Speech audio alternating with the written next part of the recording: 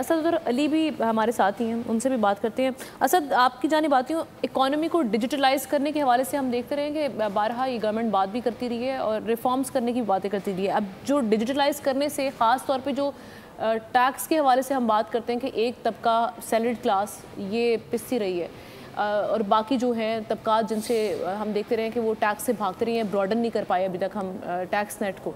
तो ये किस हद तक ओवरकम कर लेंगे इस फैक्टर को डिजिटलाइज करने से, और आपको होता हुआ दिखाई दे रही है? देखिए जी, डिजिटाइज अगर आपने करना है इकॉनमी को तो सबसे पहले आपको थोड़ा सा जाना पड़ेगा बैंकिंग सेक्टर के ऊपर भी।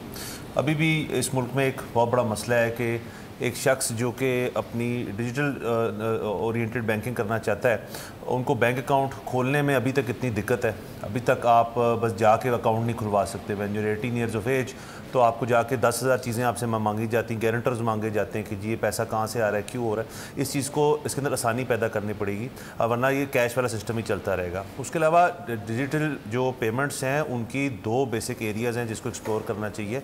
एक उसका सॉफ्टवेयर है, एक हार्डवेयर है। सॉफ्टवेयर बेसिकली मीन्स के जो अवाम है उनको इस चीज़ का एजुकेट करना पड़ेगा कि डिजिटल पेमेंट्स जो हैं वो एक तो सिक्योर भी हैं। अब बजट के ज़रिए कहा जा रहा है कि उसके अंदर आपको ट्रांजैक्शन कॉस्ट जो है वो भी कम होगी। और हार्डवेयर जो है बेसिकली जो आपकी POS मशीन्स हैं और आपका उसकी भी टू एंड्स हैं। एक तो ये कि जी आपके पास वो एपरेटस हो जिसके अंदर आप पॉस्ट ट्रांजैक्शंस कर सकें, और दूसरा जिसके पास आप जा रहे हैं वो भी किसी तरह से स्ट्रिक्टली इम्पोज किया जाए कि वो उस चीज़ को प्रेफर करे और कैश पेमेंट जो है डिस्करेज किए जाए। इस बजट के अंदर मुझे लग रहा है कि जब ये अभी अब से थोड़ी देर बाद आएगा तो इसके अंदर से आपको थीम एक नज़र आएगी, वॉर ऑन कैश है। वो आपकी कैश विड्रॉल ATM से हो उसके ऊपर भी टैक्स लगा रहे हैं ज़्यादा, और उसके बाद लोगों को कितना आप आगाह करते हैं कि ये आपके लिए कितना बेहतर है वो भी बात ठीक है। लेकिन जब तक उनके हाथ में वो एपरेटस नहीं होगा, वो बैंक अकाउंट्स नहीं होंगे, वो डिजिटल बैंकिंग ऐप्स नहीं होंगी, QR code oriented payment system नहीं होगा, टैप एंड पे नहीं होगा, तो तब तक ये सारी चीज़ें हो नहीं सकती। आपका जो आखिरी जो आपसे सवाल पूछी कितनी आसानी से हो सकता है, मेरे ख्याल में ये चीज़ बड़ी आसानी से हो सकती है। आपके अर्बन एरियाज़ के अंदर जितनी अब स्मार्टफोन यूजेज है